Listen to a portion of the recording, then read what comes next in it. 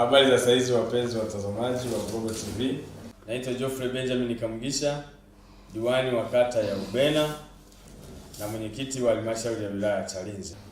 Sisi tumekutana hapa ili kuweza kujadili na kuitafakari hotuba ya Mheshimiwa Rais wa Jamhuri ya Muungano wa Tanzania, Mheshimiwa Samia Suluhu Hassan aliyoitoa hivi karibuni katika bunge letu la Jamhuri ya Muungano wa Tanzania. Yako mambo mengi sana yalijiri. Sidhani kama tutapata muda wa kutosha kuyajadili yote, lakini yako machache ya muhimu ambayo tunahitaji kuyagusia hapa ili mradi tuweze kuweka tafakuri zetu na kuweza kuona namna gani ambavyo sisi na kila mmoja kama wananchi na kila mmoja kwa nafasi yake mahali anaposimamia na anapoongoza, namna gani atakwenda kushiriki katika kufanikisha jitihada na juhudi za serikali anayeongoza, serikali hii ya awamu ya 6 ya Mheshimiwa Samia Suluhu Hassan. Karibuni sana. Basi ninawakaribisha ile hotuba kama ambavyo tulisikiliza. Kuna mambo makubwa na mazito ambayo mheshimiwa aliyazungumza na Watanzania, kazungumza na wabunge pale, na kuna majukumu mbalimbali alituachia na kuna maagizo mbalimbali ambayo aliyatoa. Hebu tutafakari tuweze kuona namna gani ulivyoipokea hiyo hotuba. Mheshimiwa Nasa. Mimi binafsi nilipokea hotuba ya Rais wa awamu ya 6 mama yetu Mama Samia Suluhu Hassan kwa matokeo ya matumaini makubwa sana. Nadhani amezungumzia mambo mengi sana ya matumaini, lakini nimeonelea mimi nizungumzie kipande cha michezo. Kwa kweli kwenye hotuba inaonekana michezo pia ameizungumzia kwa uzuri, ameitolea maelekezo makubwa, na hata sisi katika halmashauri yetu tutasapoti kwa kuwa kwenye bajeti hii tayari tumeanza kwa uchache kidogo kuweka nguvu katika michezo, hususan kuweka bajeti yetu kwa mwaka huu milioni 40 kwenye swala la michezo. Pia tutatengeneza uwanja wa Msoga ule na viwanja vingine kama pitch zile za kuchezea, kwa sababu tutakuwa katika bajeti yetu tuna grader la kutengeneza viwanja. Tatizo kubwa katika halmashauri hii, viwanja ni vibovu au hakuna kabisa, lakini kwa muongozo aliotoa rais wetu naamini kabisa Tanzania itakwenda mbele, na hususan halmashauri ya Chalinze itakwenda mbele kwenye swala la michezo yote, hiyo mipira ya miguu, netball, riadha na michezo ya jadi. Sote tunajua mwelekeo wa michezo kwenye nchi yetu na hususan kwenye halmashauri yetu. Tunajua mahitaji makubwa ya vijana kucheza na kuburudika, lakini vile vile na kukuza vipaji. Sijui Mheshimiwa Mwene ulikuwa unasemaje kwa habari ya michezo, kitu gani ambacho unahisi labda pengine tunaweza tukifanya kuunga jitihada kwa zile nguvu na jitihada ambazo anazoonyesha Mheshimiwa Rais? Tumshukuru Mheshimiwa mbunge wetu wa jimbo la Chalinze. Pia na yeye yuko karibu sana na vijana wetu wa Chalinze kwa ajili ya michezo, na huwa anatoa mipira, jezi kwa ajili ya vijana wetu wa Chalinze. Lakini pia kupitia halmashauri, kupitia mpango wa TASAF, tushatengeneza viwanja kwenye vijiji vyetu vya michezo na tayari vinatumika ndani ya vijiji vyetu. Michezo ni jambo moja, ni ajira kwa wananchi wetu, kwa sababu michezo lazima vile vile tuanzishe kuishi. Michezo mashuleni, tukiweka nguvu sana kwenye shule kule, basi inawezekana tukapata vipaji vingi katika nchi yetu. Wakina Samata watakuwa wengi. Kwa hiyo swala michezo lazima tujikite chini, zile akademia zetu kwenye nchi yetu, sawa, mashuleni, ndio italeta chachu ili kuendeleza michezo katika nchi yetu. Nafikiri juzi mnakumbuka timu yetu ya Baga Friends imeingia hatua ya daraja la pili. Kwa hiyo ni jambo la kujisifia sana kwenye mkoa wetu, angalau tayari tuna timu kwenye daraja la pili. Sasa jitihada hizi nafikiri na sisi halmashauri tunahitaji kujipanga vizuri ili hizi hatua ziweze kuendelea, tuje pengine na timu ya halmashauri kuboresha viwanja kama Mheshimiwa Nasa alivyosema. Nadhani hili ni jambo kubwa kulikweli ambalo tunahitaji kushirikiana wote, sio sisi tu, lakini na wadau mbalimbali wa michezo, ili tuweze kuibua vipaji mbalimbali kwenye jamii yetu. Asante mwenyekiti kwa kunipa nafasi ya kujadili tena hotuba ya Mheshimiwa Rais aliyoitoa bungeni alipokuwa anahutubia wabunge. Kwa kweli hotuba ile inastahili kupongezwa na inastahili pongezi sana. Kwa majina yangu naitwa Godbless Naibala, ni mwenyekiti wa CCM kata ya Lugoba. Nimependa hotuba ya Mheshimiwa Rais pale alipozungumzia habari ya mapato. Kipengele hicho pale mimi ndio nimeona nikizungumzia, nikijadili, kwa sababu inagusa maisha ya kila mtu, lakini inagusa maslahi makubwa ya serikali. Na kwa kweli amezungumza vizuri sana pale aliposema anataka mapato yakusanywe mengi sana, lakini mapato yale yawe mapato ya halali, yasiwe mapato ya aina nyingine. Na nimependa kwa sababu ili mtu mnyonge aweze kupata maisha mazuri, huwezi kumuondoa na mfanyabiashara. Kama mapato yakiwa duni kwa wafanyabiashara, nina hakika hata wanyonge ambao tunawatumikia itakuwa ni kazi sisi kuweza kuwafikishia au kupata mzunguko wa maisha kwa rahisi. Kwa hiyo pale aliposema habari ya kukusanya mapato, kwa kweli na mimi nikiwa kama mwenyekiti wa CCM nimeunga mkono, na iko ndani ya utekelezaji wa ilani ya CCM. Ukweli tutamuunga mama mkono kwa kuisimamia ilani ya CCM vizuri katika eneo letu. Lakini pia nimpongeze sana Mama Samia Suluhu Hassan kwa kuona au kwa kuangalia ni jinsi gani anaweza kuwasaidia wananchi hawa wanyonge kuweza kukaa na kuweza kupata maisha ambayo si ya wasiwasi. Nina hakika wafanya biashara hawa watapokuwa wamekaa urafiki na vyombo vya serikali na kupata kulipa kodi ambazo ni halali na kodi ambazo hazina mivutano, watarudi watafanya biashara kwa wingi na nchi yetu itakusanya mapato makubwa. Lakini pia wafanya biashara wakiwa marafiki, hata ngazi mbalimbali za halmashauri watakuwa ni marafiki, kuweza kukutana na wafanya biashara na wafanya biashara wakaweza kulipa kodi zao au fedha zao zile wanazotakiwa kulipa kwa uhalali na bila kusukumwa. Kwa kweli tumeona ni jinsi gani Mama Samia anataka kuleta urafiki kati ya wafanya biashara, lakini pia kuleta urafiki na serikali. Mtu akimwona mtu wa serikali anamkimbilia, au mtu anatengeneza hesabu zake anakwenda kulipa, tofauti na mtu kwenda kumnyang'anya kodi kwa mabavu. Mwisho wa siku kweli tutapata kodi, lakini utakuta watu wengi walikuwa wanarudi nyuma. Lakini kwa sasa milango imefunguliwa na mama yetu. Tunakuombea dua nzuri, Mungu amlinde, ampe nafasi. Tumeona toka kipindi alichoachia nafasi yake, alivyochukua nafasi kutoka kwa marehemu, hadi leo taifa letu liko salama, lina amani vizuri, na mikakati aliyoiweka inatekelezeka, sio mikakati ambayo ni hewa. Kwa hiyo kwa sababu tunajua kwenye chama chetu sasa hivi kuna mchakato kutaka kumpa mamlaka hayo ya mwenyekiti wa CCM, niwaombe wajumbe wale wanaokwenda kwenye mkutano mkuu, msiwe na shaka, mpeni kura zote kabisa. Mama yetu ataweza kutuongoza na kakiongoza chama chetu kikarudi katika mwelekeo mzuri.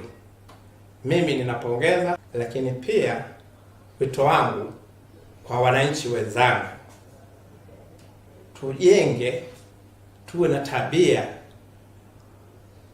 kukutana au kujenga mahusiano mazuri na wenzetu hawa ambao tuliowapa dhamana au waliopewa dhamana na serikali kusimamia mipango ya kodi, yani TRA, ili sisi tuwe marafiki, tuwe ndugu, tutoe ushirikiano, tulipe kodi zetu kwa wakati.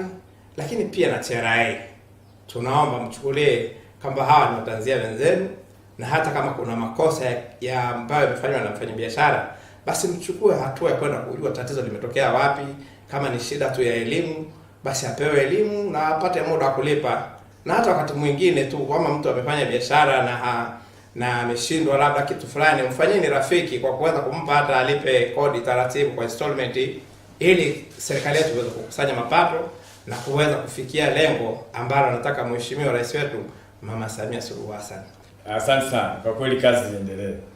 Na kazi inaendelea. Nikukaribisha sana Mheshimiwa Mwene, tuweze kupata rai zako pia kuhusiana na mapokeo yako ya hotuba ya Mheshimiwa Rais. Karibu. Naitwa Rehema Isa Mwene, diwani wa kata ya Lugoba. Mimi nampongeza sana kwa hotuba yake, kwani wamama tunaweza na tunaweza bila kuwezeshwa. Nampongeza kwa sababu ameongea jambo ambalo linatugusa sana, hususa jambo la migogoro ya ardhi na pia migogoro ya wakulima na wafugaji. Katika migogoro ya ardhi, mimi amenifurahisha. Ipo migogoro ambaye tayari serikali tumesimamia na inatatulika, lakini ipo migogoro ambaye bado haijatatulika, na hasa migogoro ambaye haijatatulika ni ile migogoro ya ardhi baina ya vijiji na kata kwa ujumla, hususa halmashauri ya Chalinze. Migogoro hiyo ni ya muda mrefu na tayari imefika mbali, na hata mheshimiwa wetu hayati John Pombe Magufuli tayari alifikia ahadi ya siku ambaye amekuja kutuomba kura. Aliahidi kwamba halmashauri ya Chalinze ndani ya migogoro ninaitambua ni migogoro baina ya vijiji kwa vijiji na kata kwa kata. Maana yake nitaongeza maeneo ya ardhi kupitia poli letu la Wamembiki, ili hivyo vijiji vilivyoguswa basi navyo vifidiwe, maana yake ili ule mgogoro upate kupungua au kuisha. Lakini vile vile katika migogoro ya wakulima na wafugaji, maana yake kama halmashauri ya Chalinze tumejipanga tayari, tunashuka chini, tumeanzisha kamati ndani ya vijiji, kamati ndani ya vitongoji, ili kuhakikisha hiyo migogoro tunaisimamia na kufikia lengo nzuri. Mimi niseme kama mama mwenzio, Mheshimiwa Rais, kiukweli umetufurahisha, umetugusa kwenye hotuba yako kule bungeni, imetufanya tumeona kabisa mwanamke mwenzetu umesimama na Mungu anakusimamia. Kikubwa sisi tunakuombea dua, Mungu akusimamie, uliongoze taifa hili kwa weledi mkubwa, kwa moyo wenye uwezo na nguvu, na Mungu atakuwezesha.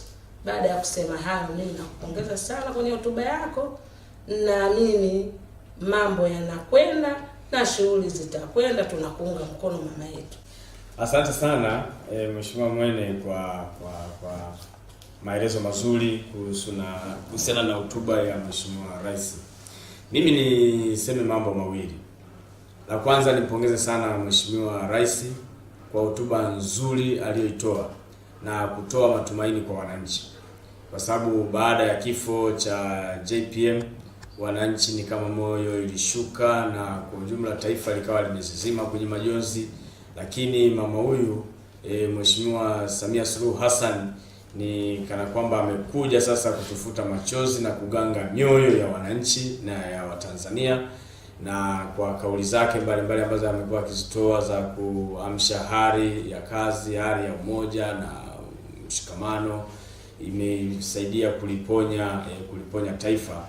Na hotuba hii sasa na yenyewe imekuja sasa kuamsha hari sasa mpya na kasi mpya katika utekelezaji wa mambo na maamuzi mbalimbali na usimamizi wa maamuzi yanayofanyika. Kwa mfano niseme jambo moja, amesisitiza sana bunge limsaidie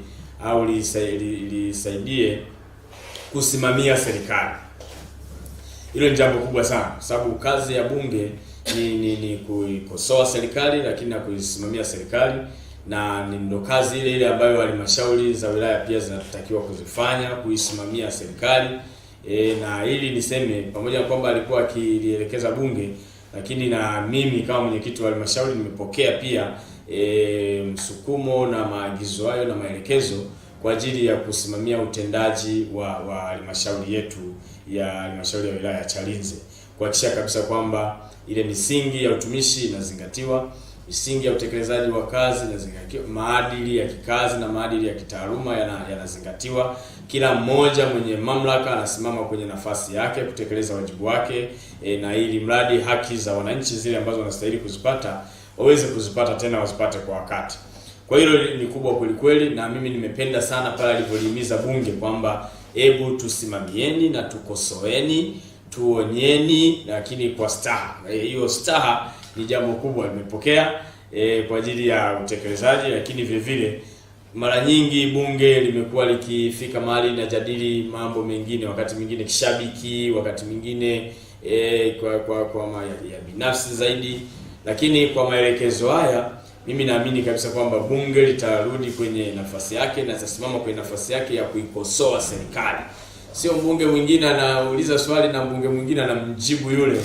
Inakuwa kama ni marumbano fulani hivi, lakini kwa maelekezo haya mimi naamini kabisa bunge litasimama kwenye nafasi yake, na mimi naamini kabisa kwamba Ndugai Mheshimiwa Spika nadhani anao uimara wa kutosha na wa kuhakikisha kabisa kwamba analimaintain bunge lake katika kuikosoa na kuisimamia serikali. Sisi kama halmashauri kwa kweli tutaifanya hiyo kazi, na mimi niseme kwamba Mheshimiwa Samia Suluhu Hassan aondoe shaka kabisa kwamba sisi kwa sehemu yetu na kwa mamlaka tulionayo tutaendelea kusimamia utekelezaji mwema, kuhimiza uadilifu katika utendaji wa halmashauri yetu, kuhimiza ukusanyaji wa mapato, kuongeza mapato, lakini vile vile na kusimamia matumizi yake kwa uhakika, na yale ambayo yanakwenda ndivyo sivyo tutahakikisha kabisa kwamba tunasemea kwa wakati, ili kuhakikisha kabisa kwamba ule uadilifu na utumishi ule unaotarajiwa na serikali yake ya awamu ya 6, zile huduma za wananchi ambazo zinakusudiwa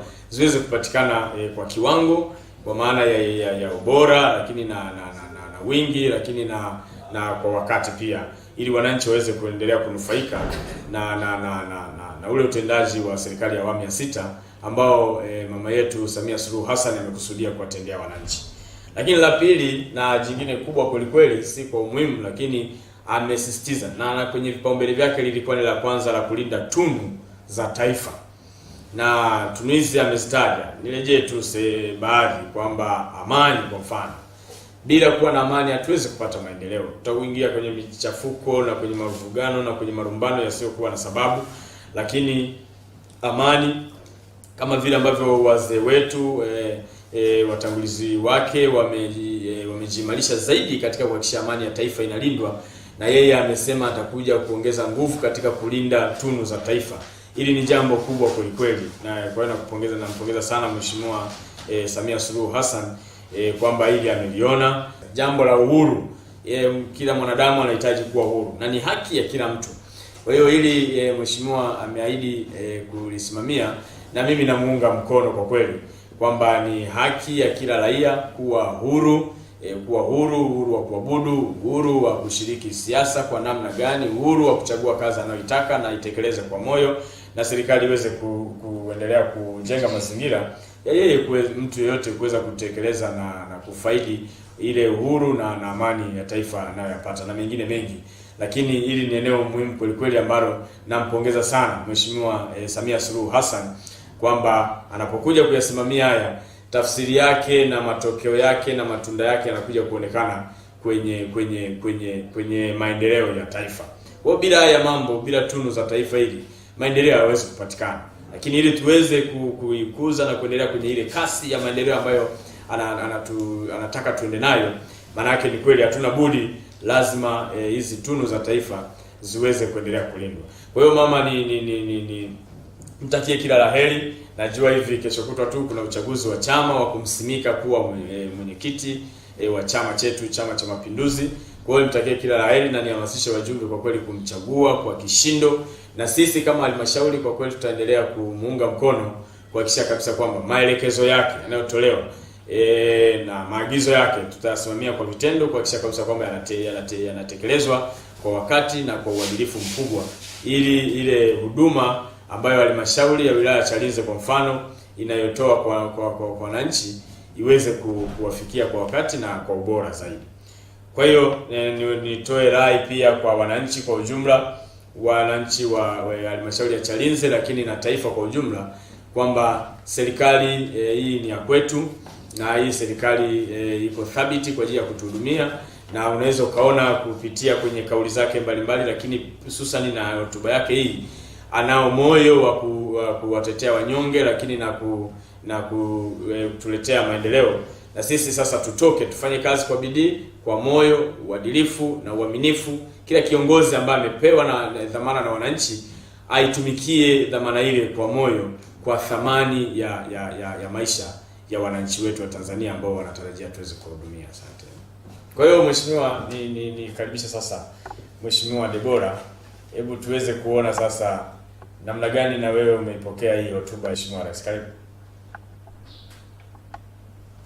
Kwa jina anaitwa Debora Rashidi, diwani viti maalum tarafa ya Msoga. Kwanza kabisa namshukuru Rais wa Jamhuri ya Muungano wa Tanzania kwa hotuba yake aliyotoa bungeni. Kwa kweli hotuba aliyotoa ni hotuba yenye kuleta mafanikio. Yaani hata pale watu waliona mama itakuwaje, lakini ile hotuba imeamsha kila mtu kuona kwamba kazi inaendelea katika nchi yetu ya Tanzania, na ni kweli kazi inaendelea kukiona ile hotuba na kuisikia vizuri kimakini jinsi ilivyohamasishwa. Mimi lakini naenda katika kipengele cha afya, kwa sababu afya, serikali hii iliyosimamiwa na Chama cha Mapinduzi katika Tanzania, kwa upande wa afya majengo mengi yamejengwa. Kwa kweli ni shukuru serikali, majengo mengi yamejengwa, vituo vingi vya afya vimejengwa, na wataalamu leo hii unakuta hata kwetu zamani operation unaenda Tumbi, lakini leo kituo cha afya Lugoba kinafanya operation, mama anapata mtoto wake salama. Vituo vidogodogo mama anafanywa operation, na hili lilikuwa tatizo na kilio kikubwa kwa upande wa afya, hasa afya ya kina mama. Kwa kweli walikuwa wanasumbuka, lakini leo kila kona madaktari wapasuaji kwa upande wa kina mama wapo wakati wote, tena ndani ya vijiji. Kwa kweli tunamshukuru, na hasa yeye hotuba yake ameielezea vizuri sana katika upande wa afya. Lakini kuna ushauri tu, kwa sababu yeye mama, mimi naona sina wasiwasi, kwa sababu yeye akiwa makamu wa rais aliweza kupita nchi nzima akihamasisha afya kuhusu hii huduma ya kuchangia bima ya afya ya watu 6 wachangie shilingi 30,000 watibiwe kwa muda wa mwaka mzima. Alifanya mwenyewe, hata katika kijiji changu alitembea Mama Samia kuifafanua hii, na watu kweli wamejitahidi, wamechangia hii. Tunashukuru, lakini maboresho yapo madogo madogo. Ningeomba Watanzania wenzangu, wananchi wote wa Tanzania hii, hebu tusimame sasa, tuone, tumunge mkono Mheshimiwa Rais. Hii ameihimiza yeye mwenyewe, kila mwananchi, kila kaya watu 6 wachangie hii huduma ya matibabu ya mwaka mzima. Nafikiri kama wote watachangia wa Tanzania nzima, basi mimi naona tatizo la dawa litakwisha, kwa sababu majengo tayari yapo. Kwa hiyo tatizo la dawa litakwisha, hizi pesa zitakusanywa na serikali tutasimamia, na hasa ngazi ya taifa na washuke sasa, tusimamie wote, tutaongezana kulisimamia. Wakati tutapochangia hizi hela zikipatikana kwa wingi zaidi, naona hata hili swala la dawa litakuwa limepungua. Kwa hiyo niombe wito kwa Watanzania wenzangu, tuchangie hizi pesa kwa ajili ya niaba ya kila kaya watu 6, ili angalau tupate huduma ya afya, kwa sababu majengo yamejengwa na serikali yetu. Na leo ukiangalia huduma ya mama na mtoto ni wachache sana wakina mama wanaikosa watoto, lakini leo kila pembe huduma ya mama na mtoto kujifungua salama imeelezwa vizuri. Kwa hiyo nishukuru. Kwa majina naitwa Musa Ivan Gama, diwani wa kata ya Vigwaza. Mimi katika hotuba hii nimesikiliza, ila kuna sehemu ambayo Mheshimiwa Rais alinikonga nyoyo zangu. Ni sehemu gani? Ni kuhusu kwenye sekta ya elimu. Baada ya rais wetu marehemu John Pombe Magufuli kusema kwamba vyeti feki ni sehemu gani ambayo ilikuwa imeondoa wafanyakazi wengi? Ni sekta ya elimu. Yaani katika nchi yetu walimu wengi sana walikuwa wamepigwa chini. Kwa hiyo kwenye sekta ya elimu kila shule inakuwa inawezekana na walimu 3, 4, 6, 8. Kwa hiyo baada ya kuzungumzia kwamba kwa uwezo wa Mwenyezi Mungu waajiriwe walimu 60,000, mimi nikaona kwamba sasa hapa inawezekana ikaja kuleta hali nzuri katika shule zetu za msingi na sekondari mpaka na vyuo. Lakini mimi nilikuwa naomba sio kwenye elimu tu, tujaribu kuajiri watoto wetu, vijana wetu ambao kama vile kwenye sekta ya afya. Vile vile katika mkanganyiko ule sekta ya afya, madaktari, manesi wengi sana wametoka. Na vile vile kwenye mifugo na kwenye kilimo wengi sana wametoka. Kwa hiyo nilikuwa naomba Mheshimiwa Rais, ikiwezekana, ikimpendeza, basi tuajiri kote ili ikiwezekana, yani katika nafasi zote zile ambazo zenye mapungufu watu wazibe, ili tuendekane na kasi ya maendeleo. Kwa hiyo mimi nilikuwa naomba sana Mheshimiwa Rais, kwanza nakupongeza sana kwa hotuba yako nzuri, na nakuombea kwa Mwenyezi Mungu akujalie utuongoze kwa miaka hii 5 na upate mingine 5 mingine. Sisi tunakuamini sana, asanteni sana. Hakuna wasiwasi tena. Ni Lina Feeds inakupa kilicho bora kwa mifugo yako, chakula safi kinachozingatia kanuni za afya kutoka kwa watengenezaji wakubwa nchini Tanzania. Hapa tuna Broilers Feeds kwa ajili ya kuku wa nyama, pia tuna Layers Feeds maalum kwa ajili ya kuku wa mayai, pamoja na Pig Feeds, chakula safi cha nguruwe. Lina Feeds tunakupa elimu ya namna ya kulisha mifugo yako kwa kufuata utaratibu mzuri wa afya ili kupata matokeo mazuri yatakayokupa faraja sokoni. Kiwanda chetu kipo Msongola, Ilala, Dar es Salaam, au tupigie kwa simu namba 0786782111 au 0785403023. Tembelea kwenye mitandao yetu ya kijamii @Lina Feeds. Lina Feeds, chakula bora kwa mifugo bora.